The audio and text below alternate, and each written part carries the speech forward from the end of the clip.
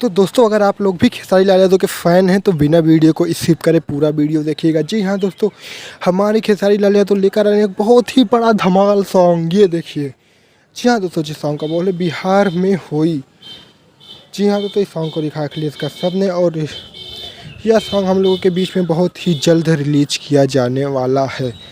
दोस्तों, एक तरह से बोल सकते हैं जितने भी खेसारी लाल यादव के विरोधी थे वो ये मानकर बैठे थे कि अब खेसारी लाल यादव वापस नहीं आएंगे या खेसारी लाल यादव का गाना नहीं आएगा। तो दोस्तों, आप लोगों को बता दें कि एग्रीमेंट के हिसाब से ही इस गाने को रिलीज किया जा रहा है। जी हाँ दोस्तों, ग्लोबल म्यूजिक का पूरा सहयोग है।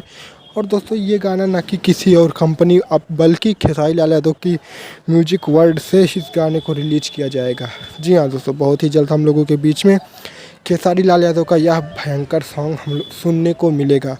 तो खेसारी लाल यादव के जितने भी फ़ैन उनके लिए बहुत ही बड़ी खबर है। और हमारे चैनल पर अगर नए हैं तो सब्सक्राइब करें और वीडियो को लाइक करके शेयर ज़रूर से करें। फिर मिलते हैं नेक्स्ट वीडियो में खेसारी लाल यादव के नए बवाल के साथ। जय हिंद, जय भारत।